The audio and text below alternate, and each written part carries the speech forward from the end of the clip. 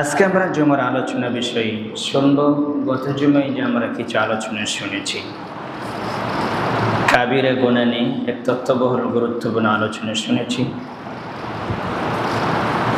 আমি এই কাবিরা গুনাহ নিয়ে 70টি স্তর রেডি করেছি। কাবিরা গুনাহ এই জমিনের 700টি রয়েছে, তার ভিতরে আমি 70টি কালেক্ট করেছি কোরআন এবং সুন্নাহ দিয়ে, যে আপনাদের সামনে ধারাবাহিক আলোচনা করব ইনশাআল্লাহ। এই 70টি কাবিরা গুনাহের ভিতরে সবচেয়ে বড় ভয়াবহ এবং কঠিন এবং জটিল যে ভয়াবহ গুনাহ, যে কাবিরা গুনাহ, সেটা হচ্ছে আল ইশরাকু বিল্লাহ, আল্লাহর সাথে শিরিক করা। এই কাবিরা গুনাহ যতগুলো গুনাহ আছে, পাপ আছে, কেউ যদি পাপ অবস্থায় মারা যায়, কাবিরা গুনাহ অবস্থায় মারা যায় শিরিক ব্যতীত, তাহলে সকলেই কাবিরা গুনাহের জন্য মুহাম্মদ সাল্লাল্লাহু আলাইহি ওয়াসাল্লাম সুপারিশ করবেন, এবং তিনি সুপারিশ করে জান্নাতে নিয়ে যাবেন। এটা ওয়াদাবদ্ধ। তবে আপনাকে কি মুক্ত হতে হবে? শিরিক মুক্ত হতে হবে। তাহলে কাবিরা গুনাহের ভিতরে পাপের জগতে সবচেয়ে বড় পাপের নাম কি? শিরিক। যে শিরক আমরা সর্ব অবস্থায় সর্বক্ষেত্রে আমরা করে যাচ্ছি, যারা একটু জানি কিন্তু কিছু কিছু শিরিক করছি না জেনে, যে শিরিকগুলো হয়ে যাচ্ছে অনবরত, অবধারিত। যেই পাপ থেকে আপনি আমাকে বেঁচে চলতে হবে কিভাবে? সর্বক্ষেত্রে সর্ব অবস্থায় আপনার অন্তরকে খাড়া রাখতে হবে, প্রস্তুত রাখতে হবে, কখনো কোনো ক্ষেত্রে কোনো অবস্থায় যাতে আমার দ্বারা শিরিক না হয়। যদি হয়ে যায় কোনো কারণবশত চুপ করে থাকা, এটা নিয়ে সংশোধন করা, এটা নিয়ে সংশোধন করতে হবে এবং তাওবা করে সেখান থেকে ফিরে আসতে হবে। কারণ ক্ষমা, শিরিকের পাপের ক্ষমা হবে এই জমিনে। এই জমিন থেকে কার থেকে ক্ষমা নিতে হবে? আল্লাহর কাছ থেকে। আর যদি শিরিক অবস্থায় মারা যায়, এটা কিয়ামতের মাঠে ক্ষমা হবে না, জাহান্নাম হবে। যদি শিরিকে আকবার, বড় ধরনের শিরিক করে মারা যান, তাহলে চিরস্থায়ী জাহান্নাম। এখান থেকে আপনি আমাকে বেঁচে থাকতে হবে। এই যতগুলো কাবিরা গুনাহের ভিতরে অন্যতম কাবিরা গুনাহ, ভয়াবহ কাবিরা গুনাহ আল ইশরাকু বিল্লাহ, আল্লাহর সাথে শিরিক করা। এটা নিয়ে আমি কিছু সংক্ষিপ্ত আলোচনা করব ইনশাআল্লাহ। যদি সময় থাকে অন্য অন্য কাবিরা গুনাহ আমরা আলোচনা শুনব ইনশাআল্লাহ। তবে যে আলোচনা নিয়ে এসেছি, মনে হয় অন্য কাবিরা গুনাহে যেতে পারবো না। কারণ যেহেতু আপনাকে শিরিক বুঝতে হবে এবং শিরিক নিয়ে আলোচনা শুনতে হবে। প্রত্যেকটি মসজিদে, প্রত্যেকটি বাড়িতে, প্রত্যেকটি প্রতিষ্ঠানে, প্রত্যেকটি জায়গায়, বিবাহের বাড়িতে এবং নিজের বাড়িতে, ওয়াজ মাহফিলে, যে কোনো বৈঠকে আপনার প্রথম আলোচনা হবে শিরিক। কি বিষয়ে? তাওহীদ এবং শিরিক বিষয়ে আলোচনা হবে। কারণ আপনি যদি শিরিক মুক্ত হন, তাহলে আপনার কাছে তাওহীদ থাকবে। আর শিরিক মুক্ত হতে পারলেই আপনি জান্নাত পাবেন ইনশাআল্লাহ, এতে কোনো সন্দেহ নেই। এজন্য আল্লাহ বলছেন, ওমা ইউমিনু আকসারুহুম বিল্লাহি ইল্লা ওয়া হুম মুশরিকুন। এই জমিনে অধিকাংশ মানুষ আছে যারা আমি আল্লাহর প্রতি ঈমান এনেছে, এই ঈমান আনার পরেও তারা মুশরিক। আল্লাহ বলছেন জমিনে অধিকাংশ মানুষ আছে যারা ঈমান এনেছে, আল্লাহকে বিশ্বাস করে, আবার তার পাশাপাশি কি করে? শিরিক করে। এই ক্যাটাগরি মানুষের সংখ্যা আল্লাহ বলছেন বেশি। তাহলে অধিকাংশ মানুষ যারা ঈমান এনেছে, তারা আল্লাহতে বিশ্বাসী এবং আবার কি করে? শিরিক করে। তারা কারা? তারা আমরা। কাদের কথা বলবো? তারা আমরা। তাদের কিছু ভাগা আছে এবং ভাগ রয়েছে। নেতৃত্ব স্থানে ব্যক্তিরা অধিকাংশ, ওদের সূর্য অস্ত যায় শিরিক অবস্থায়, ওদের সূর্য উদিত হয় শিরিক অবস্থায়। যারা নেতৃত্ব স্থানের দায়িত্বশীল, যারা, তারা কিসের উপর ডুবে আছে বলেন তো? শিরকের উপর ডুবে আছে। এবং আরও যারা শিরকের সাথে জড়িত আছে তারা এক শ্রেণীর আলেম ওলামা, যারা মাজার পূজারী, ব্যক্তি পূজারী, অন্ধ পূজারী, খানকা, দুর্গ এবং বিভিন্ন ধর্মের পূজারী আছে না নাই, এরাও শিরকের সাথে, এদের সঙ্গে কম না বেশি? বেশি। আচ্ছা, এই একটা চ্যাপ্টার গেল। আরেকটি চ্যাপ্টার পাবেন আপনি, দেখবেন অধিকাংশ 100%-এর ভিতরে 90% মানুষ খুব সংস্কারে বিশ্বাসী আছে না নাই? তাবিজ কবজ, সাদা সুতো, কালা সুতা, লাল সুতা, তারপর দেখবেন মাধুলি, তারপরে অষ্টধাতুর আংটি, তারপরে রাবার জাতীয় যে রাবার যে শরীরে পরে, তারপরে আরও কত আছে। আর কিছু যারা তাবিজ কবজ থেকে মুক্ত, তারা আরেক পাপের সাথে জড়িত। বাচ্চা হওয়ার পরে যে একটা কালো একটা টিপ দেয়, এটা কি কর? এটা কি জায়েজ না শিরক? ও বলে যে আমি সৌন্দর্য জন্য দিয়েছি। সৌন্দর্য ওখানে আল্লাহ কি সৌন্দর্য দেয়নি তোমার? ওই টিপ দিয়ে সৌন্দর্য করতে হবে না। তুমি আমাকে এটা বোঝায় না, তুমি এই টিপ দিয়েছো সর্ব ধরনের বদনজর থেকে বাঁচানোর জন্য। এসব বলতে পারো, তুমি বুঝতে পারোনি। তাহলে আমি যে ভাগাগুলো বলতেছি, দেখেন তো সংখ্যা কম না বেশি? বেশি। আচ্ছা, একটা গেল। আমি একটা শিরকের একটা ভাগ করে দিচ্ছি। এই জন্য মুহাম্মদ সাল্লাল্লাহু আলাইহি ওয়াসাল্লাম বলে গেছেন, কাল কিয়ামতের দিনে 1999 জন মানুষ জাহান্নামে যাবে, এরাই তারা। আর আরেক হাদিসে এসেছে যে রাসূল সাল্লাল্লাহু আলাইহি ওয়াসাল্লাম বলেছেন, আমার উম্মতের ভিতরে 73 কাতার হবে, 73 দলে বিভক্ত হবে, 72 দল জাহান্নামে যাবে, আর একটি দল জান্নাতে যাবে। তারাই তারা লা ইলাহা ইল্লাল্লাহ যাদের নষ্ট হয়নি, যাদের তাওহীদ নষ্ট হয়নি, এরাই জান্নাতে যাবে। কারণ ওই হাদিসের ভিতরে উল্লেখ করা আছে যে ওই একটি দল জান্নাতে যাবে, তারা কারা? যখন সাহাবীরা প্রশ্ন করেছিলেন, তখন রাসূল সাল্লাল্লাহু আলাইহি ওয়াসাল্লাম কি বলেছিলেন? রাসূল সাল্লাল্লাহু আলাইহি ওয়াসাল্লাম বলছেন, মা আনা আলাইহি ওয়া আসহাবি, আমি এবং আমার সাহাবী যেই দ্বীনের উপরে আছে, এই দ্বীনের উপরে, এই বিশ্বাসের উপরে, এই ঈমানের উপরে, এই থিওরির উপরে, এই ইসলামের উপরে, এই আকীদার উপরে যারা টিকবে থাকবে, তারাই জান্নাতি। বলেন নাই? এবার আপনাকে বুঝতে হবে এরা কারা। তাহলে বলছিলাম যে আল্লাহ যে বলছেন, ওমা ইউমিনু আকসারুহুম বিল্লাহি ইল্লা ওয়া হুম মুশরিকুন, এই জমিনে আল্লাহতে বিশ্বাসী যারা আল্লাহর প্রতি ঈমান এনেছে, আল্লাহ বলছেন আমি আল্লাহর প্রতি ঈমান আনার পরেও অধিকাংশ মানুষ কি? আচ্ছা, এই মুশরিক কি ইহুদি, খ্রিস্টান, হিন্দু, বৌদ্ধ, নাস্তিক, নাসারা, এরা কারা? এরা যারা মুসলিম দাবি করে, তারা যারা তাবিজ পূজারী, ব্যক্তি পূজারী, সর্ব ধরনের তাগুত পূজারী, এরাই শিরক, এরাই মুশরিক। এবার গেল, আমি কিছু ভাগ করলাম। আরও আছেন যে এই দেশে যদি আপনার 22 কোটি বলেন, আগে ছিল 18 কোটি, এখন কত হয়েছে আমি হিসাব করি নাই এবং ওই হিসেবে যাই নাই। ধরেন 22 থেকে 24 কোটি মানুষ বাংলাদেশে হতে পারে, আল্লাহু আ'লাম, এটা অনুমানের উপর বলছি, কম হতে পারে, বেশি হতে পারে। যদি 22 কোটি থেকে 24 কোটি মানুষ হয়, ধরেন অনুমানকে ধরেন 24 কোটি মানুষ, এই 24 কোটির ভিতরে আপনি দেখবেন 20 কোটি মানুষ গণতন্ত্রে বিশ্বাসী আছে না নাই? অনুমানকে বললাম আমি বলছিলাম 4 কোটি আহলে হাদিস আছে বাংলাদেশের জমিনে, 4 কোটি আহলে হাদিস আছে, এটা অনেক আগে হিসাব করা হয়েছে, একটু বেশি হতে পারে। তাহলে 20 কোটি মানুষ গণতন্ত্রে বিশ্বাসী। গণতন্ত্র কি?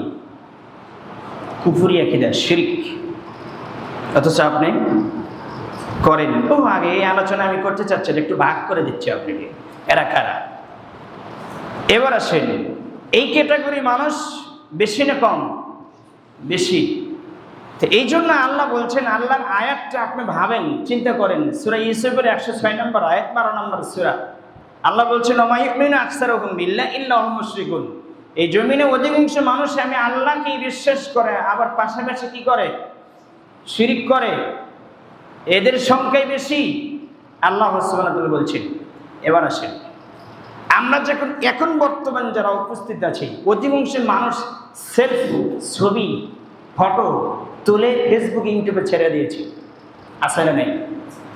কেন এত শখ কেন আপনার ছেলে হয়েছে ধরেন 10 বছর হয়ে গেল, ধরেন 20 বছর হয়ে গেছে, ওই ছেলের ছবি আপনার মোবাইলে এখনো আছে না নাই? ছবি মূর্তিকে মূল্যায়ন করা ভালোবাসার শিরিক। কথা মানে বুঝাতে পারি না। দিনে পরিজন ছাড়া ছবি তোলা হারাম, পরিজনবিহীন। আপনি পাইলেন কোথায়? দিনে পরিজন ছাড়া ছবি তোলা কি হারাম, নিষিদ্ধ, পরিজনবিহীন। তা আপনি যে ফটো করে ছবি তুলে আপনি ছেড়ে দিয়েছেন ফেসবুকে, ইউটিউবে, কেন, কি জন্য দিয়েছেন বলেন? আর আপনার মোবাইলে এখনো পিকচার, ছবি এখনো পড়ে আছে, হয় আপনার ছবি, না হয়তো আপনার ছেলে মেয়ের ছবি, না হয়তো আপনার পরিবারের ছবি আপনার মোবাইলে এখনো আছে। মনে বুঝতে পারি না এই ছবি কেন রেখেছেন? এই ছবির প্রতি আপনার একটা আন্তরিকতা, মহব্বত আছে না নেই? কথা বলে আছে না নেই? আছে বলে তো রাখছেন। মুহাম্মদ সাল্লাল্লাহু আলাইহি ওয়াসাল্লাম বলছেন, মুসলিমের হাদিস, আমি মুহাম্মদ সাল্লাল্লাহু আলাইহি ওয়াসাল্লামের জন্ম হয়েছে পৃথিবীর জমিনে, আল্লাহ আমাকে পাঠিয়ে দিয়েছেন, প্রেরণ করেছেন ছবি মূর্তিকে ভাঙার জন্য। কথা মনে বুঝতে পারেনি? হাদিস সহিহ মুসলিম। রাসূল সাল্লাল্লাহু আলাইহি ওয়াসাল্লাম বলছেন, আমার জন্ম হয়েছে কি ভাঙার জন্য বলেন তো? ছবি মূর্তিকে ভাঙার জন্য। আর সে ছবি মূর্তি আপনি গড়ান, দেখা যাবে আপনি কোন জান্নাতে যান। আল্লাহ তুমি বোঝার মানব তুমি তৌফিক দান করো। এত শখ ভালো না, এত আবেগ ভালো না, এত আবেগ ভালো না। এগুলো থেকে নিজেকে বিরত রাখেন, কোনো লাভ নেই। এগুলো থেকে নিজেকে বিরত রাখেন। একটু ভাগ করে দিলেন, তাহলে আল্লাহ যে বলছেন যে অধিকাংশ মানুষ ঈমান আনার পরে কি বলেন তো? মুশরিক। এবার কিছু বুঝতে পারছেন তো? আরো কিছু আছে যে জাতীয়বাদী বিশ্বাসী, সেকুলারিজমে বিশ্বাসী, তারপরে আছে সাম্যবাদে বিশ্বাসী, পুঁজিবাদে বিশ্বাসী, এগুলো আছে না নাই? রাজতন্ত্রে বিশ্বাসী, কত যে আছে এই জমিনে। তাহলে এবার আপনি ভাগ করে দেখেন কয়জনটিকে। আল্লাহ এটাই বলছে যে সূরা আনকাবুত খুলবেন, তারপরে সূরা রুম খুলবেন, তারপরে সূরা মুহাম্মদ খুলবেন, 8 নম্বর আয়াত, 52 নম্বর আয়াত, এই আয়াতগুলো খুলে দেখবেন। আল্লাহ সেখানে বলেছেন, যারা বাতিল জিনিসকে বিশ্বাস করে, কোরআন সুন্নাহর ভিত্তিতে যেটা আছে সেটা ছাড়া, যেটা আমি আল্লাহ দেইনি, যারা বাতিল জিনিসের প্রতি ঈমান আনে, বিশ্বাস করে, আল্লাহ বলছেন এরা কাফের। এরা কি বলেন তো? বাতিল জিনিসকে আমরা বিশ্বাস করি না, বাতিল নীতিমানা মানি না। আচ্ছা, আল্লাহ বলছেন আলা লাহুল খালক ওয়াল আমর। আল্লাহ বলছেন সৃষ্টি যার, কথা বলেন, সৃষ্টি যার, বিধান তার, আইন তার। এটা কার কথা? আল্লাহ বলেছেন। তাহলে সৃষ্টি যার, বিধান তার। তাহলে আপনি আমি ব্যক্তিগতভাবে স্বাধীনভাবে জমিনে চলতে পারি না, এবং আমার ইখতিয়ার নাই। তাহলে আল্লাহর বিধান অনুযায়ী আপনি আমাকে চলতে হবে। যদি ইখতিয়ার পেতেন, স্বাধীনভাবে চলতে পারতেন, তাহলে পৃথিবীর জমিনে মহামানব, মহাশ্রেষ্ঠ আল্লাহর সৃষ্টি রাসূলদের ভিতরে সর্বশ্রেষ্ঠ রাসূল, সর্বশ্রেষ্ঠ মানুষ, সর্বশ্রেষ্ঠ মানব তিনি, যার কথা মুখ থেকে বের হতে দেরি হয়, তার কথা গ্রহণ করতে দেরি করেন না, তিনি হচ্ছেন মুহাম্মদুর রাসূলুল্লাহ সাল্লাল্লাহু আলাইহি ওয়াসাল্লাম। তিনি স্বাধীনভাবে চলতে পারতেন। তাকে যখন ইখতিয়ার দেওয়া হয়নি, স্বাধীনভাবে চলার অনুমতি দেওয়া হয়নি, আপনি আমি কে? মানে বুঝতে পারিনি আমি, অত হবে না। এই জন্য আল্লাহ বলছেন লাকাদ খালাকনাল ইনসানা ফি কাবাদ। আল্লাহ বলছেন আমি মানুষকে সৃষ্টি করছি কষ্ট ক্লেশের মাধ্যমে। আপনার আমার পুরো জীবনটা কষ্টের উপরে থাকবে, কষ্টের উপর চলবে। যে কোনো দিক দিয়ে আপনি আমি কষ্টে আছি, এ কথা কে বলেছে? আল্লাহ বলেছেন। তা আপনি স্বাধীন কোনো মতে চলবে না।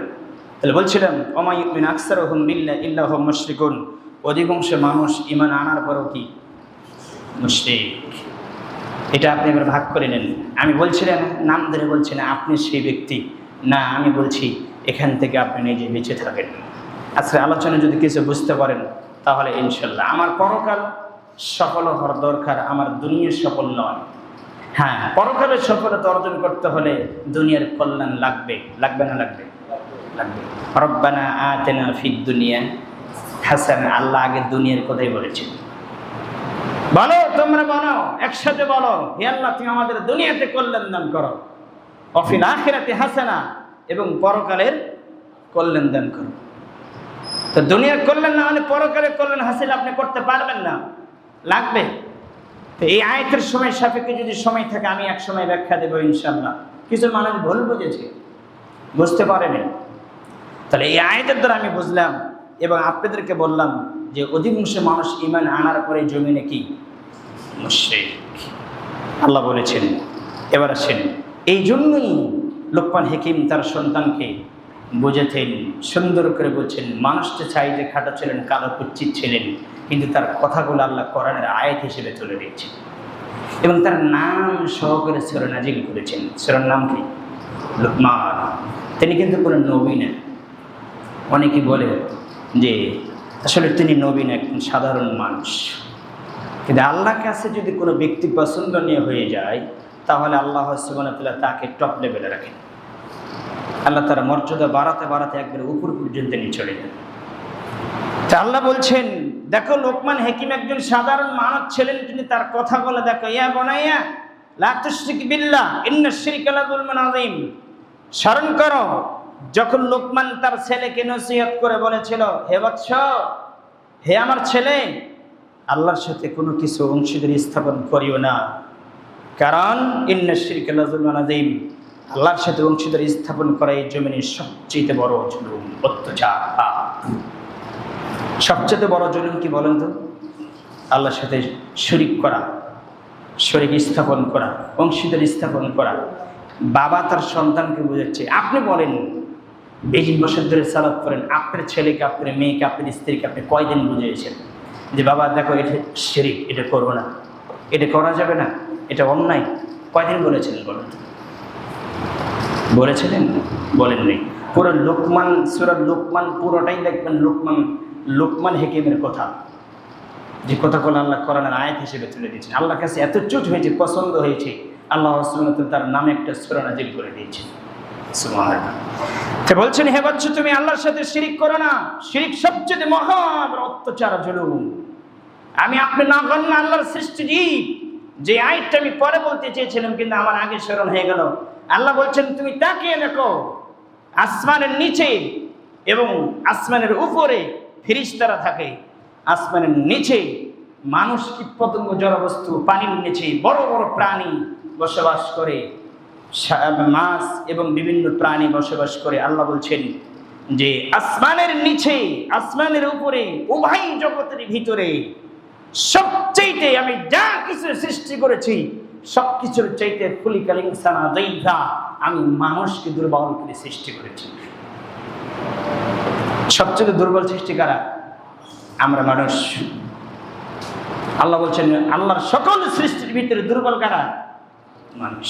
যেটা আল্লাহ কোরআনে উল্লেখ করেছেন সূরা নিসা। তাহলে এই দুর্বল মানুষ আল্লাহর সাথে দিনরাত অত্যাচার করে যাচ্ছে। আপনি আমি নগণ্য সৃষ্টি জীব, এই নগণ্য তুচ্ছ সৃষ্টি জীব হয়ে মহাজগতের প্রতিপালকের সাথে আমরা দিনরাত অত্যাচার করে যাচ্ছি, জুলুম করে যাচ্ছি। এটাকে আল্লাহ সহ্য করবে? এটা এখনই আপনাকে সংশোধন করে যেতে হবে। আল্লাহ তুমি বোঝার হবে, মানার তুমি তৌফিক দান করো, আল্লাহুম্মা আমিন। আল্লাহ বলছেন, দেখো সূরা লোকমানের 13 নম্বর আয়াত, 31 নম্বর সূরা, সূরা মাইদার 5 নম্বর সূরা, 72 নম্বর আয়াত খুলবেন, সেখানে দেখবেন ইন্নাহু মাইয়ুশরিক বিল্লাহ ফাকাদ হারামাল্লাহু আলাইহিল জান্নাহ ওয়া মাওয়াহুন নার। আল্লাহ বলছেন, যে ব্যক্তি আমি আল্লাহর সাথে শিরক করবে, অংশীদারি স্থাপন করবে, আমি তার জন্য অবশ্যই অবশ্যই জান্নাত হারাম করে দিয়েছি। কি করে দিয়েছেন? জান্নাত হারাম করে দিয়েছেন। কিছুক্ষণ আগে যে আমি কিছু তালিকা বললাম যে আপনার এই ক্যাটাগরি, এই দল শিরকের সাথে জড়িত বলেছি না? তাহলে এখানে কি বলছেন আল্লাহ? এখানে বলছেন নিশ্চয়ই যারা আমি আল্লাহর সাথে শিরক করে আমি তাদের জন্য কি হারাম করেছি? জান্নাত হারাম করে দিয়েছি। জান্নাত হারাম হলে তো একটা জায়গা লাগবে, আছে না নাই? সেই জায়গার কথা আল্লাহ বলছেন, ওয়া মাওয়াহুন নার, তার থাকার জায়গা হচ্ছে জাহান্নাম। ওয়া মা লিয-যালিমিনা মিন আনসার, যারা শিরক করে, যারা জাহান্নামী, আল্লাহ বলছেন এরা হচ্ছে জালেম। এই জালেমদের জন্য সাহায্যকারী কেউ নয়, কেউ সাহায্য করবে না, আল্লাহ নিজেই করবেন না, আর কে করতে পারে? জান্নাতি হারাম করে দিয়েছেন, আর কি বলে? শুধু কি তাই? আল্লাহ বলছেন সূরা আনআম 6 নম্বর সূরা 88 নম্বর আয়াত খুলবেন, ওয়ালাউ আশরাকু লাহাবিতা আনহুম মা কানু ইয়ামালুন। আল্লাহ বলছেন তারা যদি শিরক করে, আমার সাথে অংশীদারি স্থাপন করে, তাহলে তাদের সব কর্ম আমি বিনষ্ট করে দেব। একটা আমল তার কবুল করবেন, সবগুলো আমি নষ্ট করে দেব, সব নষ্ট হয়ে যাবে। কি করলে বলেন তো? আমি প্রত্যেকটা আয়াতের বিস্তারিত আলোচনা করব না, ইতিপূর্বে এগুলো আয়াত আমার প্রত্যেকটা আয়াতের প্রতি টাচ করা আছে, আলোচনা করা আছে। শুধু আপনাকে মূল কিছু হেড কথা বলবো আজকে আমি, যে ইতিপূর্বে আমি বলি নাই। এবার আসেন, যদি সময় থাকে, আল্লাহ বলছেন ইন্নাল্লাহা লা ইয়াগফিরু আন ইউশরাকা বিহি ওয়া ইয়াগফিরু মা দুনা যালিকা লিমান ইয়াশা। আপনি বলবেন যে আল্লাহ তো বলেন নাই যে শিরক করলে ক্ষমা করা হবে না, দলিল কোথায়? আল্লাহ সেটাও কোরআনে বলে দিয়েছে, আপনাকে স্মরণ করে দেওয়া হবে। আল্লাহ বলবেন তোমাকে কি আমি বলি নাই? জমিনে তোমার কাছে একটা গ্রন্থ যায় নাই? আল কোরআন এবং কোরআনুল কারীম, কোরআনুল হাকিম, কোরআনুল মাজিদ, কোরআনুল দিয়া, এই শব্দগুলো কি তোমার কাছে যায় নাই? আমার কথা কি বলে নাই? আমি আল্লাহ বলে দিয়েছি, নিশ্চয় আমি আল্লাহ সুবহানাহু ওয়া তাআলা সাথে যে ব্যক্তি শিরক করবে আমি তাকে ক্ষমা করব না। আল্লাহ বলছেন আমি তাকে ক্ষমা করব না, যে শিরক অবস্থায় মারা যাবে তাকে আমি ক্ষমা করব না। এটা ছাড়া যত পাপ আছে আমি ইচ্ছে করলে তাকে ক্ষমা করে দিতে পারি। সূরা নিসা 4 নম্বর সূরা 48 নম্বর আয়াত, 148 নম্বর 116 নম্বর আয়াত, শুধু 48 116 দুইটা আয়াতে আপনি পাবেন, আল্লাহ সেখানে উল্লেখ করেছেন। তাহলে আল্লাহ বলছেন শিরক পাপ আমি কি করব না? ক্ষমা করব না। এখানে ব্যাখ্যা বলতে আপনি বুঝেন না যে এখন শিরক করেছি, আমি যদি এখন ক্ষমা চাই সেটা যদি ছেড়ে দিয়ে আল্লাহ মাফ করবে না। না, এটা শিরক অবস্থায় মারা গেলে আর ক্ষমা হবে না। তবে শিরক করে ফেলেছেন অজান্তে বা কোনো ভুলবশতে করে ফেলছেন, আপনাকে এখনই খালেস হৃদয়ে ওটা থেকে বেঁচে থেকে ফিরে একবারে বলতে হবে যে আমি আর জীবনও করব না, আমি শিরক ছেড়ে দিলাম, তুমি আমাকে মাফ করো। আল্লাহু আলাম, আল্লাহ মাফ করতে পারেন, তার ইচ্ছা। আমি আপনাকে বললাম যে আল্লাহ বলছেন যে নিশ্চয় আল্লাহর সাথে শিরক করা ক্ষমা করবেন না। এটা ছাড়া আল্লাহ সুবহানাহু ওয়া তাআলা সব মাফ করতে পারেন, এটা তার ইচ্ছা। তবে শিরকের মতো ভয়াবহ পাপ আল্লাহ ক্ষমা করবেন, এখনই আপনাকে ক্ষমা চেয়ে নিতে হবে মরার আগ পর্যন্ত। আদম আলাইহিস সালাম আল্লাহর কথা অমান্য করলেন, আল্লাহ বললেন লা তাকরাবু হাযিহিস শাজারা, তুমি গাছের নিকটে যেও না। এরপরে এক পর্যায়ে চক্রান্তর পরে, শয়তানের ফেরে পরে দুইজনে খেয়ে ফেলেছেন। এই কারণে আল্লাহ তো বলেননি যে তুমি জাহান্নামে হয়ে গেছো। আল্লাহ বলছেন যাও, ভুল করেছো, তার সংশোধন আছে, তোমাকে এই জিনিসগুলো আমি দিয়ে দিলাম, তুমি এই জিনিসগুলো তুমি স্মরণ করে জমিনে। যে তিনি মরার আগ পর্যন্ত বলেছেন রব্বানা যালামনা আনফুসানা। আপনি কতদিন করেছেন? বুঝতে পারিনি। আপনি চান, ক্ষমা চান, যদি সময় থাকে আমি সেই বিষয়ে আলোচনা করবো ইনশাআল্লাহ। সহিহ বুখারী হাদিস খুলবেন 6861 নম্বর হাদিস, তাওহীদ অধ্যায় খুলবেন, সেখানে খুলে দেখবেন আল্লাহ বলছেন, রাসূল সাল্লাল্লাহু আলাইহি ওয়াসাল্লাম ব্যাখ্যা দিচ্ছেন, মুহাম্মদ সাল্লাল্লাহু আলাইহি ওয়াসাল্লাম বলেন, আব্দুল্লাহ থেকে বর্ণিত, তিনি বলেন ক্বালা রাজুলুন ইয়া রাসূলুল্লাহ সাল্লাল্লাহু আলাইহি ওয়াসাল্লাম, একজন ব্যক্তি আল্লাহর নবীকে জিজ্ঞেস করলেন আইয়ু যানবি আকবার ইনদাল্লাহ, হে মুহাম্মদ সাল্লাল্লাহু আলাইহি ওয়াসাল্লাম, আল্লাহর নিকটে সবচেয়ে বড় পাপ কোনটি? সবচেয়ে অন্যায় কোনটি? সবচেয়ে বড় পাপ কোনটি? বড় গুনাহ কোনটি? রাসূল সাল্লাল্লাহু আলাইহি ওয়াসাল্লাম বললেন ক্বালা আন তাদউ লিল্লাহি নিদ্দান, সবচেয়ে বড় পাপ হচ্ছে আল্লাহর সাথে কি করা? শিরক করা। সবচেয়ে বড় পাপ হচ্ছে আল্লাহর সাথে অংশীদারি স্থাপন করা। আল্লাহ রাসূল সাল্লাল্লাহু আলাইহি ওয়াসাল্লাম বলছেন ওয়া হুয়া খালাকা, অথচ তিনি তোমাকে সৃষ্টি করেছেন আর তার সাথে তুমি শিরক করো। মুহাম্মদ সাল্লাল্লাহু আলাইহি ওয়াসাল্লাম বলেছেন, এই হাদিসের শেষ অংশে আরো কিছু আছে, সেগুলো বিষয় হচ্ছে আরেক বিষয়ে, আমি ওটা বলতে চাচ্ছি না। আমি শুধু এতটুকু আপনাকে বলতে চাইলাম, মুহাম্মদ সাল্লাল্লাহু আলাইহি ওয়াসাল্লাম বললেন সবচেয়ে বড় পাপ কি বলেন তো? শিরক। এই হাদিসে এটাই প্রমাণ করা হয়েছে। রাসূল সাল্লাল্লাহু আলাইহি ওয়াসাল্লাম বলছেন সবচেয়ে বড় গুনাহ হচ্ছে আল্লাহর সাথে অংশীদারি স্থাপন করা, কাউকে আল্লাহর সমকক্ষ বানিয়ে দেওয়া। অথচ তিনি তোমাকে সৃষ্টি করেছেন, অথচ তার সাথে তুমি শিরক করে যাচ্ছ। এটাই সবচেয়ে বড় পাপ, সবচেয়ে বড় অন্যায়। এটা আল্লাহ সুবহানাহু ওয়া তাআলা বরদাস্ত করেন না। এবার আরেকটি হাদিস আপনি নেন, সহিহ বুখারীতে পাবেন 6675 নম্বর হাদিস।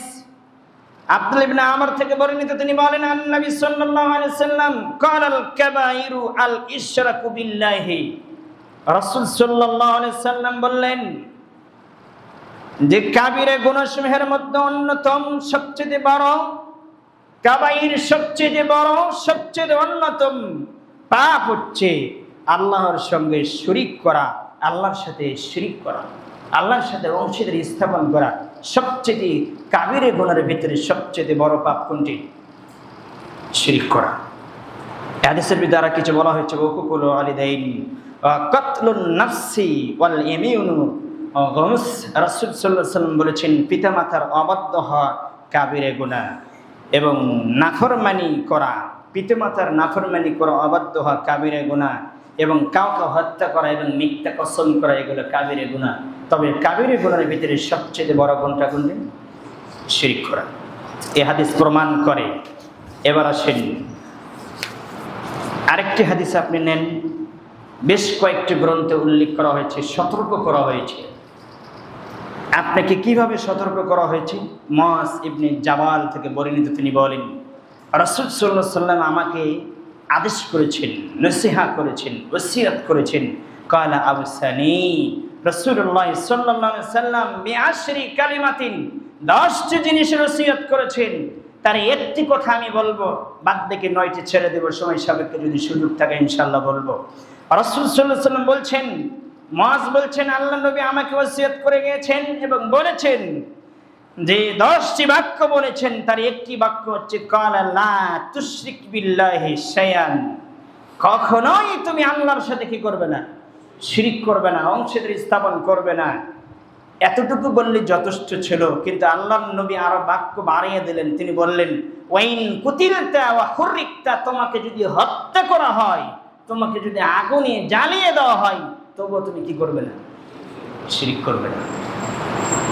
হাদিস শুনেছেন, এক বেচারা একটা মাছি দিয়েছিলেন এক মাজারে, শুনছেন না? এই কারণে কথা গেছে জাহান্নামে এক বেচারা একটা মাছি দেয় নাই, এই জন্য তাকে হত্যা করা হয়েছে। মুহাম্মদ সাল্লাল্লাহু আলাইহি ওয়াসাল্লাম বলেছেন ও জান্নাতি। তাহলে একটা মাছি সম পরিমাণ যদি কোনো কিছু, কোনো মাজারে, কোনো খানকায়, কোনো দরগারে যদি আপনি দেন, তবুও কোথায় যেতে হবে? জাহান্নামে যেতে হবে। গরু ছাগল তো বহু দূরের কথা। অতএব আপনি ফিরে আসেন এখান থেকে। এ হাদিস প্রমাণ করে হত্যা করা হলেও, আগুনে জ্বালিয়ে দেওয়া হলেও কি করা যাবে না? শিরক করা যাবে না। হাদিসটা আপনি কয়েকটি গ্রন্থে পাবেন। হাদিসটি মেশকাতে একটা সহজ গ্রন্থ বললাম, যেটা আপনি চোখের সামনে ভাসে, বিভিন্ন প্রতিষ্ঠানে পড়া হয় যে মেশকাত, সেখানে আপনি দেখবেন যে মেশকাতুল মাসাবির হাদিস নম্বরে 61 আপনি খুলে দেখবেন, ঈমান অধ্যায় এসেছে। ওয়ান জাবের রাদিয়াল্লাহু তাআলা থেকে বর্ণিত, তিনি বলেন মুসলিমের হাদিস, قال رسول الله صلى الله عليه وسلم সিনতানে মুজিবাতানে قال رجل, রাসূল সাল্লাল্লাহু আলাইহি ওয়াসাল্লাম বললেন পৃথিবীর মানুষ দুইটি বিষয় সবচেয়ে অপরিহার্য, দুইটি বিষয় সবচেয়ে অপরিহার্য, তোমাদের জানা প্রয়োজন এবং তোমাদের জানতে হবে। দুইটি জিনিস তোমাদের জেনেই জমিন থেকে যেতে হবে এবং রাসূল সাল্লাল্লাহু আলাইহি ওয়াসাল্লাম বলছেন অপরিহার্য, জানতে হবে। তখন এক সাহাবী বললেন قال رجل يا رسول الله صلى الله عليه وسلم মান মুজিবাতানি, দুইটি বিষয় অপরিহার্য, সেটা কি কি আপনি কি বলবেন? রাসূল সাল্লাল্লাহু আলাইহি ওয়াসাল্লাম এবার বলে দিচ্ছেন قال من مات ইশরিকু বিল্লাহি শাইআন দাখালাল জান্নাহ, যে ব্যক্তি শিরক মুক্ত মারা যাবে, যে ব্যক্তি শিরক মুক্ত মারা যাবে, আমি মুহাম্মদ সাল্লাল্লাহু আলাইহি ওয়াসাল্লাম ঘোষণা করলাম তার যত পাপ হোক না কেন সে জান্নাতে যাবে। কি মুক্ত মারা যাবে? শিরক মুক্ত মারা যাবে। একটি অপরিহার্য বললাম, অপরটি ওয়ামান মাতা লা ইশরিকু বিল্লাহি শাইআন দাখালাল জান্নাহ ওয়ামান মাতা লা ইশরিকু বিল্লাহি শাইআন দাখালান নার। রাসূল সাল্লাল্লাহু আলাইহি ওয়াসাল্লাম বলছেন যে ব্যক্তি লা ইশরিকু বিল্লাহি শাইআন, শিরক করবে না, শিরক না করে মান মাতা মারা যাবে, সে জান্নাতে যাবে। এবার অপর অংশ বলছেন মান মাতা ইশরিকু বিল্লাহি শাইআন দাখালান নার, যে ব্যক্তি শিরক অবস্থায় মারা যাবে সে ব্যক্তি কোথায় যাবে? আর রাসূল সাল্লাল্লাহু আলাইহি ওয়াসাল্লাম বলছেন তার যত আমলই থাক না কেন দুনিয়াতে তা নষ্ট হয়ে গেছে। আর রাসূল সাল্লাল্লাহু আলাইহি ওয়াসাল্লাম বলছেন সে ব্যক্তি জাহান্নামে যাবে, তার জাহান্নাম কেউ ঠেকতে পারবে না, সুনিশ্চিত সে জাহান্নামে যাবেই। তাহলে এটার জন্য আপনাকে কত সতর্ক থাকতে হবে যা আপনাকে আমি বুঝাতে পারবো না। শিরিক থেকে আপনাকে কত সতর্ক থাকতে হবে যা আপনাকে আমি বুঝাতে পারবো না। সিলেটের মানুষ এবং চট্টগ্রামের মানুষ জীবনে বন্যায় ভাসতেছে, যত সতর্ক থাকে, সকালে ঘুমাই দেয়, আমরা রাতে ঘুমে সকালে উঠে দেখে যে ঘরের ভেতরে পানি এবং ঘরের চালের উপরে উঠে বসে আছে। আমি তো মনে করি যত ভয়ঙ্কর বন্যা থেকে তার চেয়ে কোটি কোটি গুণ আপনাকে সতর্ক থাকতে হবে শিরিক থেকে। বন্যা এসে আপনাকে কি করবে? আপনার বাড়ি ঘর তুলে দিবে, সয় সম্পত্তি ভেসে নিয়ে যাবে, তা না হলে এক পর্যায়ে আপনি মারা যাবেন। কিন্তু যে জীবনের শুরু আছে সেই জীবনের জন্য আপনি কি করতে পারেন? দুনিয়ার টাকা পয়সা, ধন দৌলত, বাড়ি গাড়ি চোখের সামনে ভাসতেছে। সে আপনি চট্টগ্রাম দেখেন, সে আপনি বিভিন্ন জায়গায় দেখেন, রংপুর, আরো বিভিন্ন জায়গায় আপনি দেখেন বন্যার অবস্থা, তাদের ঘরবাড়ির অবস্থা। কিসের টাকা, কিসের পয়সা? আল্লাহ দুনিয়াতে বাস্তবে দেখেন আপনি কি করতে পারেন, আপনার কি ক্ষমতা আছে, আপনি কি করতে পারেন। টাকা কাছে থাকলেও কিছু করার সুযোগ থাকবে না যেদিন আল্লাহ আপনার সুযোগ আপনাকে দিবে না। কথা মনে বুঝতে পারিনি। তাদের ধন দৌলত, টাকা পয়সা, গরু ছাগল যা কিছু আছে বন্যায় ভেসে, মানুষ মারা গেছে, লাশ দাফন করবে সেই সুযোগটা তাদের নেই। কলা গাছের উপরে ভেসে দিচ্ছেন এবং সেখানে লিখে দিয়েছেন, দেখো দুনিয়ার মানুষ অহংকার, কিসের তোমার টাকা পয়সা, তুমি নিজেকে দাফন করবে মাটির নিচে, সেটাও তুমি পারলে না। আজকে তুমি পানি খাবে, সেটাও খাচ্ছে না, তুমি আজকে পানির উপর বাঁচতেছ। কথা হাঁচা নেমেছে। এটা দুনিয়া, পরকালটা আছে। সচক্ষে দেখে আপনি চোখে পড়ে না, চোখ দিয়ে দেখেন না দুনিয়ার অবস্থা। পরকালে তো যে জীবনের শুরু আছে শেষ নেই। অতএব নিজের জন্য কিছু করার চেষ্টা করেন। আল্লাহ তুমি বোঝার মানা তুমি তৌফিক দান করো। আজকে সেই সুযোগ করা। তাড়াহুড়ো যদি করেন তাহলে পরকালে সফলতার জন্য করেন, দুনিয়া হাসিলের জন্য, দুনিয়া কামের জন্য, দুনিয়ার বাড়ি গাড়ি করার জন্য তাড়াহুড়ো কোনো লাভ নেই। অতএব তাড়াহুড়ো হবে। আল্লাহ বলছেন আসারিউ ইলা মাগফিরা, তোমরা দৌড়াও, প্রতিযোগিতা করো আমি আল্লাহর ক্ষমা পাওয়ার পরে। আমি আল্লাহর ক্ষমা পাওয়ার জন্য তোমরা দৌড়াই। কারণ জান্নাত দিবেন, জান্নাতের নিয়ামত দিবেন, এই খাবেন, এই পড়বেন, এই নিয়ামত দিবেন, যা নিয়ামত আছে জান্নাতের সবকিছু আল্লাহ ব্যবহার করেছেন, সবকিছু দিবেন। আগে তোর ক্ষমা হোক।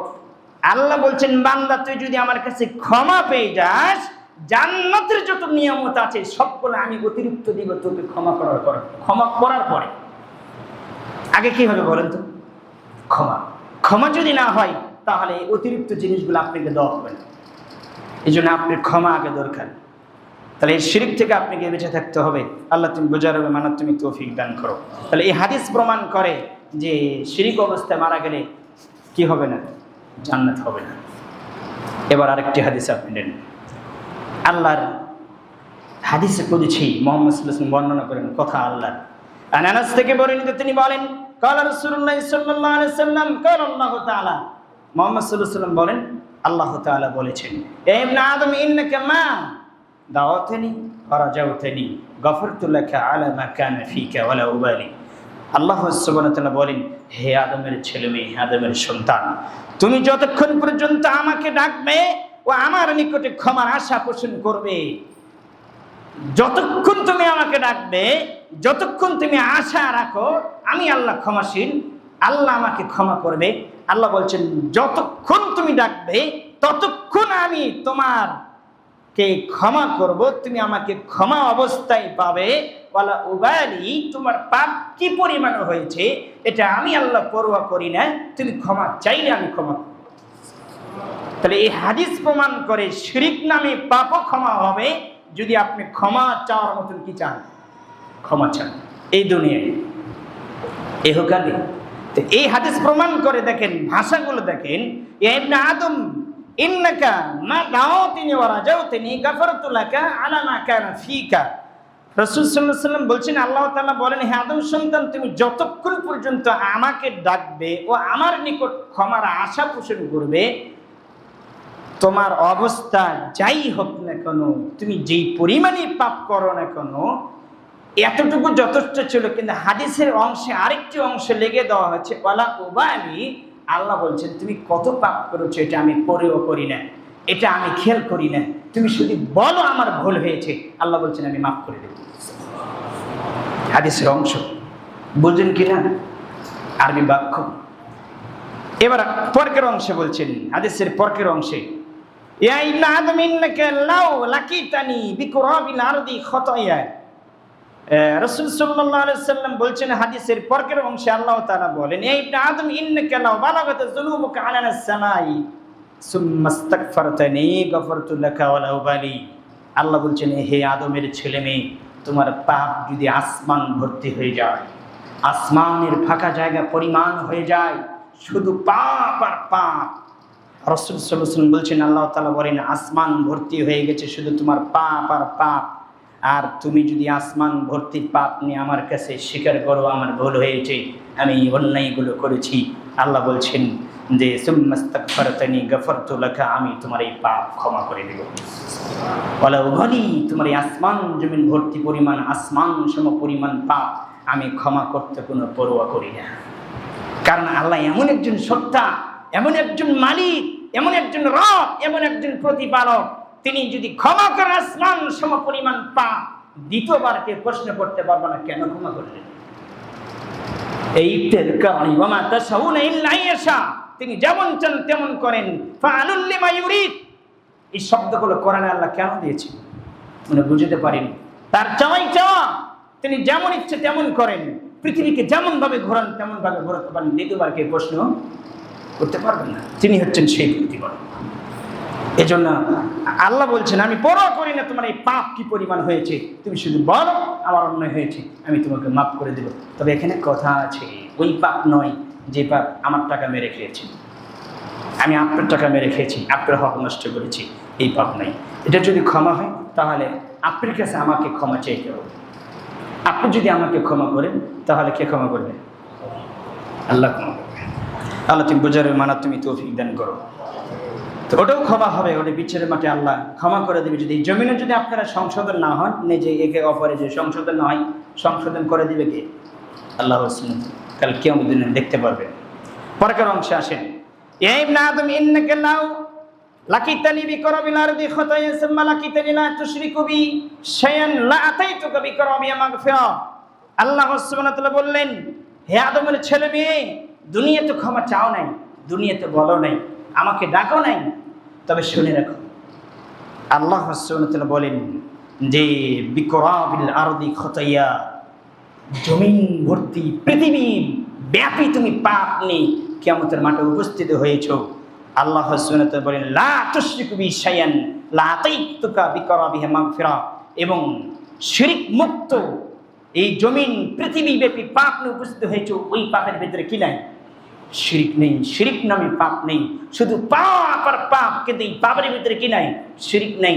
আল্লাহ বলছেন, এই পৃথিবী ব্যাপী জমিন ভর্তি পরিমাণ ক্ষমা নিয়ে আমি তোমার কাছে উপস্থিত হব, আমি তোমাকে ক্ষমা করব কিয়ামতের মাঠে। তাহলে কি বাতাতে বলেন তো, কি পাপ ব্যতীত? অনেকে ঘুমাচ্ছেন, আবার বুঝে আসে, একটু জান্না করে দেন তো, টিকটক আমার ঘুমলে তো আপনি কিছু পাবেন না, এখানে কি ঘুমানোর জায়গা? শয়তান আপনাকে কিছু ঘুম দিয়ে আপনার কিছু গুরুত্বপূর্ণ কথাগুলো আপনার থেকে কেড়ে নেবে, যা আপনি পরে ধরতে পারবেন না। আল্লাহ তুমি বোঝার মানা তুমি তৌফিক দান করো, আল্লাহ আমিন। শিরক এমন জিনিস, বলছিলাম যে কিছু মানুষ আপনার কুসংস্কারে বিশ্বাসী, তারা কিছু কুসংস্কার পাবেন, দাড়িওয়ালা, টুপিওয়ালা, নামাজি, বেনামাজি সব ধরনের মানুষ আছে, নিজেকে ধরে রাখতে পারে না। এখনই যদি আপনার 10 লক্ষ টাকা চুরি হয়ে যায়, তাহলে কালকে আপনি গণকের কাছে যাবেন কি না? যাতে কোনো হুজুরের কাছে যাবেন চাউল পরা নেওয়ার জন্য, না হাতে কোনো কিছু করার জন্য তেল ভরে নেবেন, না হাতে হাত চালিয়ে নেবেন, কিন্তু 10 লক্ষ টাকা। কিন্তু মুহাম্মদ সাল্লাল্লাহু আলাইহি ওয়াসাল্লাম কি বলে দেখেন, মুহাম্মদ সাল্লাল্লাহু আলাইহি ওয়াসাল্লাম কি বলেন দেখেন। হাদিসটি সহিহ মুসলিম পাবেন 2230 নম্বর হাদিস, আরেকটি হাদিস এসেছে 125 নম্বর হাদিস। অনেক গ্রন্থে এসেছে। হাফসা থেকে বর্ণিত, তিনি বলেন, قالت قال رسول الله صلى الله عليه وسلم من أتى عرفا فسأله عن شيء لم تقبل صلاة 40 ليلة।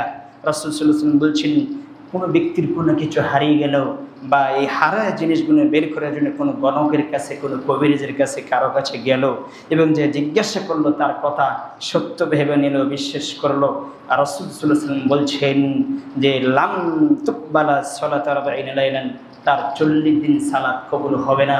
এবং অফিরিয়াতি রাসূল সাল্লাল্লাহু আলাইহি ওয়াসাল্লাম বলেছেন যে আমার উপর যা নাজিল হয়েছে, মুহাম্মদ সাল্লাল্লাহু আলাইহি ওয়াসাল্লাম বলছেন যে কোরআন, আল কোরআন যা কিছু নাজিল হয়েছে, যে ব্যক্তি গণকের কাছে জিজ্ঞাসা করলো আমার এই জিনিস হারিয়ে গেছে, খুঁজতে চাইলো, বের করতে চাইলো, সে ব্যক্তি এই কোরআনকে অস্বীকার করলো। যে কোরআনকে অস্বীকার করে তার ঈমান আছে। আপনি বলছেন আমি অস্বীকার করিনি, কিন্তু আপনার কাজ বলছে কি অস্বীকার করেছেন। আমার কথা নয়, হাদিস মুসলিম, আপনি ঠেকান।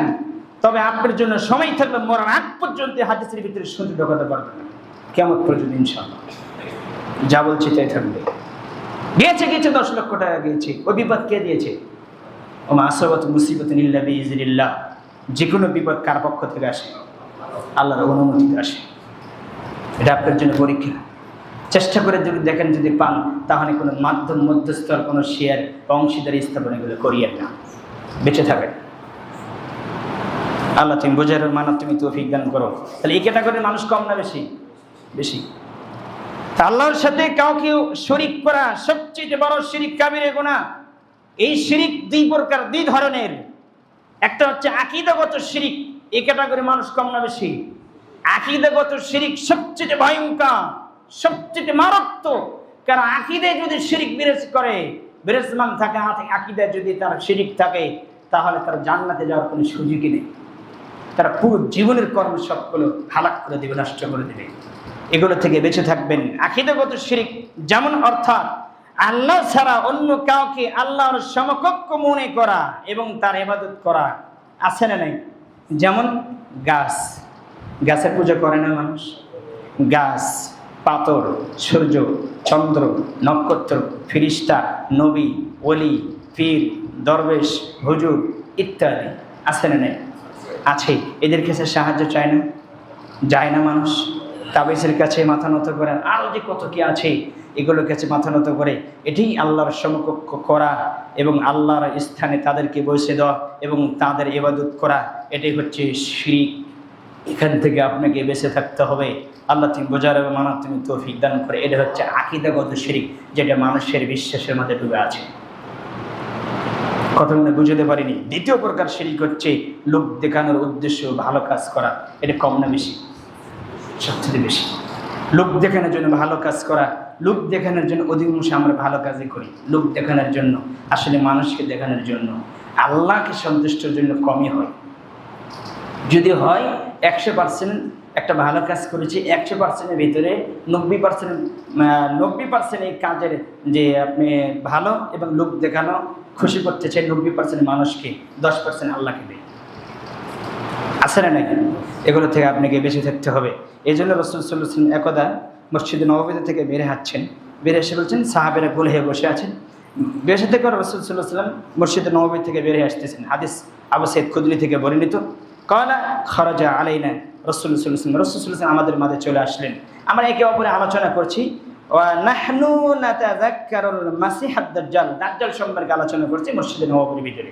রাসূল সাল্লাল্লাহু আলাইহি ওয়াসাল্লাম এসে বলছেন যে, কি ব্যাপার, তোমরা কি নিয়ে আলোচনা করো? ফাকালা আলা আখবিরুকুম বিমা আখওয়াফু আলাইকুম ইনদি মিনাল মাসিহিদ দাজ্জাল।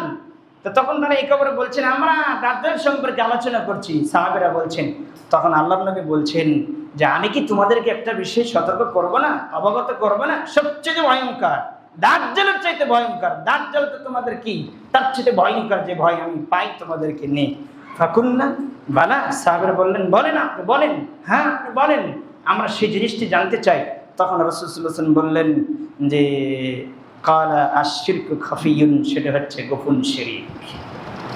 দাজ্জালের চাইতে ভয়ঙ্কর কি বলেন তো? গোপন শিরক। গোপন শিরক আজকে বর্তমান কম না বেশি? বেশি। ওই যে গোপন শিরক, ওই যে মোবাইলের মধ্যে সব ধরনের পিকচার, ছবি জমা করে রাখছেন, গোপন শিরক। আপনি বললেই হবে এটা গোপন শিরক। যে ছবিকে আপনি দিন রাত ভালোবেসে মোবাইলের মধ্যে তুলে রাখছেন, এটা আপনাকে জাহান্নামে ডুবাবে। অতএব আপনি এখান থেকে বেঁচে থাকেন, ডিলিট করেন। আপনি যাকে মহব্বত করে রাখছেন মোবাইলের মধ্যে ভরে, সে আসলে আপনার মহব্বতের নয়। পৃথিবীর জমিনে যা কিছু দেখছেন সব কিছু আপনার পর, একজনই আপন, সেটা তিনি কে?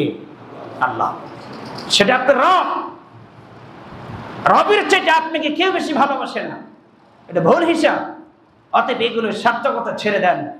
নিঃস্বার্থে ভালোবাসা শিখুন সে রবকে। আল্লাহ যেমন আপনাকে নিঃস্বার্থে ভালোবাসে, আপনি সেভাবে ভালোবাসেন। আল্লাহ তুমি বোঝার মানা তুমি তৌফিক দান করো। তাহলে গোপন শিরক বিষয়ে আরও কিছু আমি সময় সাপেক্ষে বলবো। তাহলে এই হাদিসগুলো প্রমাণ করে সহিহ বুখারীর 4497 নম্বর হাদিসগুলো দেখবেন। আরও বিচক্ষণ কিছু কথা আছে, আমি ওগুলো আর বলবো না। যে আরও কিছু কথা আছে যেগুলো খুব ভয়ঙ্কর, রাসূল সাল্লাল্লাহু আলাইহি সাল্লাম বলেছেন, এগুলো থেকে বেঁচে থাকেন। আপনাকে আমি 3টা হাদিস এবার বলবো যদি সময় থাকে। একটু সময়, কিছু কয়েক মিনিট আমি বেশি বলবো আজকে, যদি আপনার বিরক্ত বোধ না হন। কারণ এই জিনিসটা আপনি জানতে হবে। সালাত পড়ার আগে আগে শিরক সম্পর্কে আপনি জানতে হবে। মুহাম্মদ সাল্লাল্লাহু আলাইহি ওয়াসাল্লাম 10 বছর তাওহীদের দাওয়াত দিয়েছেন, সালাত আগে পড়েন নাই, সালাত পরে এসেছে, তাওহীদ আগে এসেছে। আপনাকে তাওহীদ আগে অর্জন করতে হবে। তাহলে দেখেন, আপনাকে আমি বলি যে যদি কুফরি অবস্থায়, শিরিক অবস্থায়, মুশরিক অবস্থায় মারা যান, তার জন্য কোনো দান হবে না, তার জন্য কোনো দোয়া হবে না, তার জন্য সব বন্ধ। কি বন্ধ হয়ে যাবে বলেন তো? তার জন্য সব কিছুই বন্ধ হয়ে যাবে। তার প্রমাণ ইবনে মাজাহ হাদিস করবেন 1572 নম্বর হাদিস করবেন। আরও কয়েকটি গ্রন্থ এসেছে, আপনাকে শুধু একটা হাদিস কোট আমি দিলাম, সেখানে আপনি যান, সেখানে পাবেন। রাসূল সাল্লাল্লাহু আলাইহি ওয়াসাল্লাম একদা কবর জিয়ারত করতে গেলেন। কবরা উম্মিহি ফাবাকা ওয়া আবকা মান হাওলাহু ফাকালা ইস্তাযানতু রাব্বি ফি আন আস্তাগফিরা লাহা। রাসূল সাল্লাল্লাহু আলাইহি ওয়াসাল্লাম কবর জিয়ারত করতে গেলেন তার সাহাবীদেরকে নিয়ে। তিনি কাঁদতে কাঁদতে চোখের পানি ফেললেন, সাহাবীরা কাঁদলেন। কাঁদতে কাঁদতে এক পর্যায়ে রাসূল সাল্লাল্লাহু আলাইহি ওয়াসাল্লাম বলছেন, ইস্তাযানতু রাব্বি, আমি আমার প্রতিপালকের কাছে অনুমতি চাইলাম, ফি আন আস্তাগফিরা লাহা ফালাম ইয়াযান লি, আমি অনুমতি চাইলাম, আল্লাহর কাছে বললাম, হে আমার প্রতিপালক, আমি একটু আমার মার জন্য আপনার কাছে ক্ষমা চাইব, আপনি একটু আমাকে অনুমতি দেন। কার জন্য বলেন তো? মুহাম্মদ সাল্লাল্লাহু আলাইহি ওয়াসাল্লাম তার মার জন্য কি চাচ্ছেন? ক্ষমা প্রার্থনা করার জন্য। কার কাছে? কথা বলবেন। আল্লাহর কাছে। কার কাছে অনুমতি চাচ্ছে? আল্লাহর কাছে অনুমতি চাচ্ছে। আল্লাহর কাছে চাইলাম একটু ক্ষমা চাইবো, আল্লাহ তুমি আমাকে অনুমতি দাও, আমি আমার মার জন্য তোমার কাছে ক্ষমা চাইব। কিন্তু রাসূল সাল্লাল্লাহু আলাইহি ওয়াসাল্লাম বললেন, ফালাম ইয়াযানলি, আল্লাহ আমাকে অনুমতি দিলেন না, না তোমার মার জন্য ক্ষমা প্রার্থনার অনুমতি হবে না, কারণ তোমার মা ঈমান নিয়ে মারা যায় না। ওরা মুঝে বুঝাতে পারি না। কারণ মুহাম্মদ সাল্লাল্লাহু আলাইহি ওয়াসাল্লামের বাপদাদা ছিল মূর্তি পূজনী। কি ছিলেন বলেন তো? কথা বলে না। কি পূজনী ছিল? কাবা ঘরে 360টি মূর্তি ছিল না? তাহলে বুঝতে হবে যে অনুমতি চাইলেন, আল্লাহ অনুমতি দিলেন না, কিন্তু পরে আবার অনুমতি চাইলেন, ওয়াইস্তাযানতু রাব্বি ফি আন আযুওয়ারা কবরা ক্বালা কবরাহা ফাযিনালি। রাসূল সাল্লাল্লাহু আলাইহি ওয়াসাল্লাম অনুমতি চাইলেন, তাহলে আমাকে কবর জিয়ারত করার অনুমতি দেন। আচ্ছা ঠিক আছে, তুমি কবর জিয়ারত করো, কারণ কবর জিয়ারত করলে তুমি তোমার মৃত্যুর কথা স্মরণ করতে পারবে, কিন্তু তোমার মার জন্য ক্ষমা প্রার্থনার অনুমতি হবে না, তোমার মার জন্য কোনো দোয়া হবে না। মানে বুঝতে পারিনি, পৃথিবীর সৃষ্ট জীব, শ্রেষ্ঠ মানব এবং মানুষের ভিতরে সর্বশ্রেষ্ঠ এবং রাসূলদের ভিতরে সর্বশ্রেষ্ঠ রাসূল, তার মার জন্য একটু অনুমতি চাইলেন কার কাছে? তার অনুমতি হলো না। আর আপনি দিন রাত শিরকের মধ্যে ডুবে আছেন, তাগুতের মধ্যে ডুবে আছেন, আর আপনার জন্য আপনার ছেলে অনুমতি পাবে? বহুদূরের কথা। আপনাকে আরেকটি হাদিস শুনেন, 203 নম্বর হাদিস আপনি শুনবেন। এই হাদিসগুলো আপনার জানার দরকার আছে, কিন্তু মাযহাবী ভাইরা যারা আছে, হানাফির কিছু আলেম ওলামা আছে, এই হাদিসগুলো বিশ্বাস করে না। ওদের ভিতরে ঈমানের ত্রুটি আছে। ওরা কি বলে?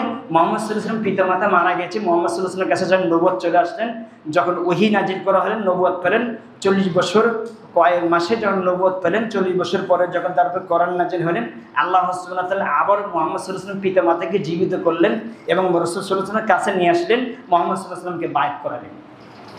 মুহাম্মদ সাল্লাল্লাহু আলাইহি ওয়াসাল্লামের কাছে বায়াত করালেন কাকে? রাসূল সাল্লাল্লাহু আলাইহি ওয়াসাল্লাম পিতামাতাকে। কত বড় গাজাখড়ি কথা চিন্তা করছেন না? টাটকা কত মিথ্যা কথা, এরা কি বলতে পারে?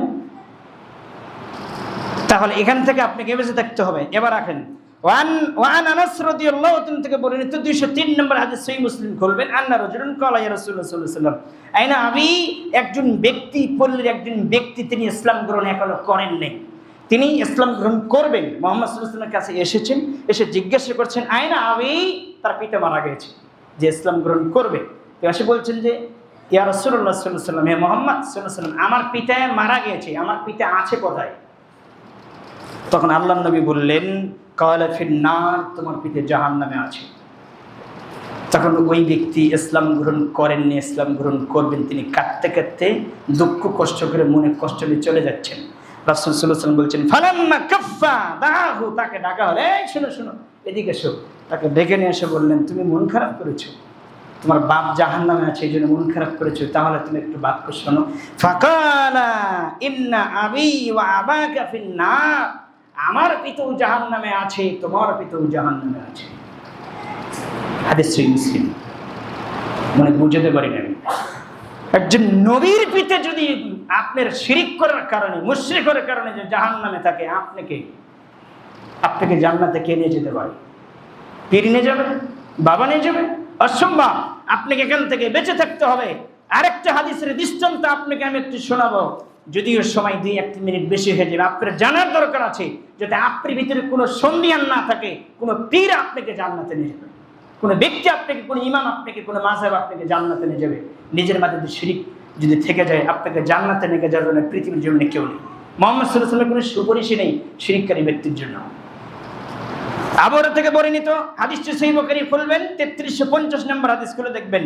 আন নবী সাল্লাল্লাহু আলাইহি ওয়াসাল্লাম কালা ইয়ালকা ইব্রাহিম আবাহু আযরা ইয়াউমাল কিয়ামা, ইব্রাহিম আলাইহিস সালাম কাল কিয়ামতের দিনে আযরের সাথে দেখা হবে। আযর কি হয়? ইব্রাহিম আলাইহিস সালামের পিতা আযর, তার সাথে দেখা হবে, কিয়ামতের মাঠে দেখা হবে। ইব্রাহিম আলাইহিস সালামের বাবার সাথে ইব্রাহিম আলাইহিস সালামের দেখা হবে।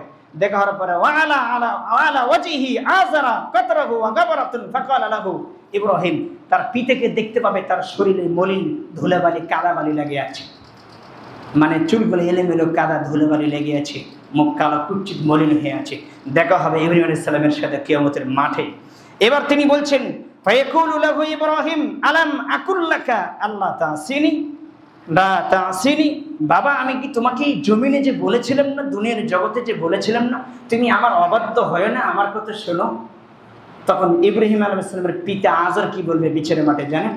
তখন বলবে যে আবুহু ফাল ইয়াওমা লা আসিকা, বেটা আজকে আর অবাধ্য হবে না। কোন মাঠে, কোন জায়গায় বলছে বলেন তো? কিয়ামতের মাঠে বলছে, দুনিয়াতে অবাধ্য হয়েছে, আজকে আর অবাধ্য হবে না, তুমি যা কবে তুই সেই সোজা, তুমি জায়গার মধ্যে সোজা হবে। তো বলছে যে লা লা আসিকা, আমি আর অবাধ্য হব না। ফায়াকুলু ইব্রাহিম, এবার ইব্রাহিম তার কথা শুনে আল্লাহকে বলবে, ইয়া রাব্বি ইন্নাকা দাউতানি আল্লাহ তুখজিনি, হে আমার প্রতিপালক, আপনি তো বলেছেন ইব্রাহিম কিয়ামতের মাঠে আমি তোমাকে অপমান করব না। এর চেয়ে কি আর অপমান কিছু হতে পারে? আমার সামনে আমার বাপের যে চেহারা এলোমেলো হয়েছে, আমার সামনে আমার বাপ অসম্মানিত অপমানিত হচ্ছে, এর চেয়ে দ্বারা কি অপমান হতে পারে? তখন সে সুপারিশ করে বলবে যে আমার বাপকে একটু ক্ষমা করে জান্নাতে দেন। তখন আল্লাহ সুবহানাহু ওয়া তাআলা ঘোষণা এবার আসেন, আল্লাহ বলছেন, قال الله تعالى, আল্লাহ তাআলা বলেন, ইন্নী হারামতু জান্নাতা আলাল কাফিরিন, আমি পূর্বেই ঘোষণা করে দিয়েছি কাফেরদের জন্য জান্নাত আমি হারাম করে দিয়েছি। আপনি বুঝতে পারেন না, একজন নবী আদম থেকে শুরু করে মুহাম্মদ সাল্লাল্লাহু আলাইহি ওয়াসাল্লাম উম্মত যত আসবে, এখনো কিয়ামত পর্যন্ত যত মানুষ আসবে, জেনে নিন সকল মানুষ বিচারের মাঠে উপস্থিত হবে। সর্বপ্রথম সকল মানুষ উলঙ্গ অবস্থায় থাকবে বিচারের মাঠে, কারো পরনে কাপড় থাকবে না। সর্বপ্রথম যে কাপড় পরানো হবে যে নবীকে, তিনি হচ্ছেন ইব্রাহিম আলাইহিস সালাম। তাকে কাপড় পরানো হবে, তাকে আগে কাপড় পরানো হবে। তাহলে আপনি একজন সম্মানী নবী, দামি নবী, এই নবীর পিতা তার চোখের সামনে তিনি যে আপনার কত লাঞ্ছিত অপমানিত হবে। এরপরে আল্লাহ বলবেন যে, আল্লাহ বলছেন সুম্মা ইয়াকুলু, অতঃপর আল্লাহ বলছেন, ইয়া ইব্রাহিম, হে ইব্রাহিম, মা তাহতা রিজলাইকা ফানজুরু ফায়ানজুরু, তুমি তাকাও তোমার পায়ের নিচে। তাকে দেখবে তার বাপ হায়ানা জানোয়ার হয়ে গেছে, পশুটা আকার ধারণ করেছে। এবার তার 2 পা ধরে 4 পা একসাথে বেঁধে আল্লাহ বলছেন, ফাইল কাফিন্নার, ওকে জাহান্নামে নিক্ষেপ করো। হাদিস সহিহ বুখারী, কোন মায়ের বাটা নেই কিয়ামত পর্যন্ত সহ্য করতে পারে। অতএব আপনার বাবা, আপনার মাযহাব আপনাকে টিকে দিতে পারবে না।